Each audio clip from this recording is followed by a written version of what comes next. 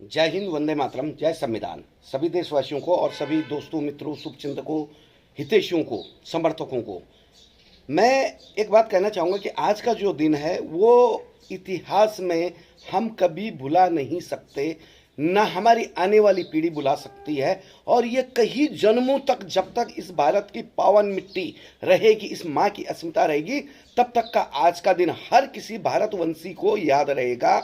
आज शहीद आजम भगत सिंह, वो रणबांकुरे माँ भारती के, जिन्होंने बहुत कम उम्र में अपनी जान निछावर कर दी थी इस देश को आज़ाद करवाने के लिए, इस देश को गुलामी की पेड़ियों से आज़ादी दिलाने के लिए। और उनके वो नारे थे, मेरा रंग दे बसंती चोला, वंदे मातरम कहते हुए फांसी को फंदे को चूम के झूल गए थे। और जब वो छोटे थे तो जब उनके माता पिता खेतों के ऊपर में काम करते थे तो भगत सिंह साहब जो है वो एक लकड़ी या टुकड़े लकड़ियों के जो होते हैं वो लकड़ी के टुकड़ों को खेत की मुंडेर पे और खेत खलिहानों की मुंडेरों पे गाड़ते थे। तो जब माता ने पूछा कि भगत क्या कर रहे हो, तो शहीद आजम भगत सिंह जी का जवाब था कि मैं मेरी देश को, मेरी माँ को, मेरी माटी को, मेरी मातृभूमि को आज़ाद करवाने के लिए ये बंदूकें बो रहा हूं कि जब मैं बड़ा होगा और ये बंदूकें भी बड़ी होंगी तो मैं अंग्रेजों को खदेड़ दूंगा। तो मेरे कहने का अभिप्राय यह है कि आज के बच्चों, आपको बंदूक गाड़ने की खेत खलिहानों में जरूरत नहीं है।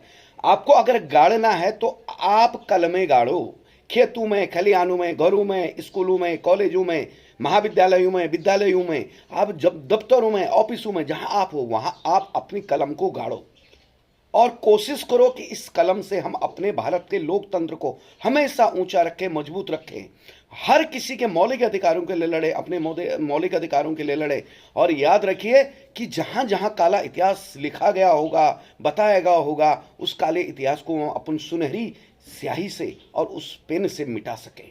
क्योंकि कलम की ताकत इस दुनिया में इतनी बड़ी है कि उस ताकत को कोई ही कमजोर कर नहीं सकता है। इसलिए आप अपनी कलम की ताकत को इतना मजबूर करो, इतना मजबूत करो कि मजबूर हो जाएं वो लोग जो हमको अपना गुलाम समझते हैं।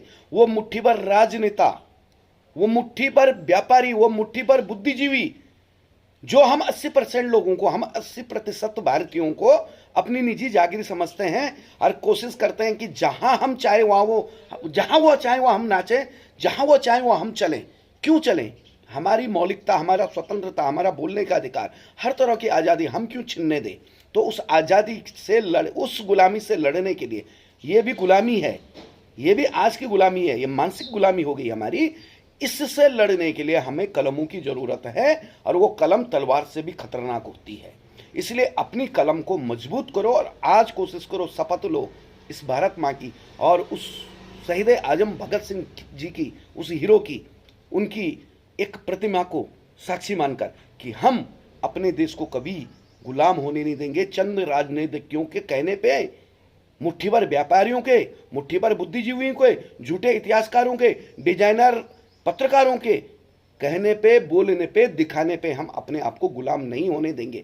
ना अपने गुलामी है ना, है तो गुलाम अभी भी। कोई बहुत अच्छी सुविधा ले रहा है इस भारत का नागरिक और कोई 2 वक्त की रोटी के लिए दम तोड़ रहा है। किसी का बच्चा अगर बीमार होता है तो वो बड़े 7 स्टार 7 सितारा हॉस्पिटल में सुविधा लेता स्वास्थ्य की, और कोई दुर्भागी माँ दूर गांव में, खेतों में, खलिहानों में, जंगलों में काम करते करते पेट में ही बच्चा मर जाता कुपोषण के लिए। तो ये तो गुलामी ही है ना।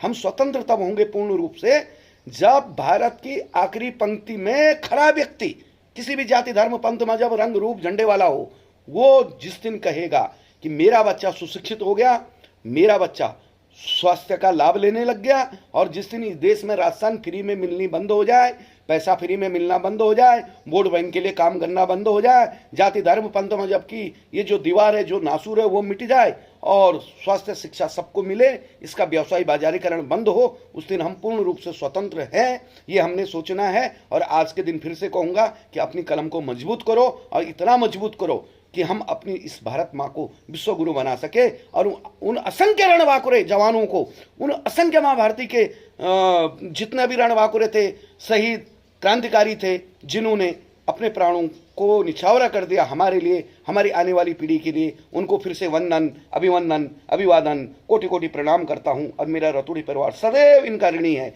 जय हिंद, वंदे मातरम और जय संविधान। और रणबांकुरों की चरणों में कोटि कोटि शीश वंदन।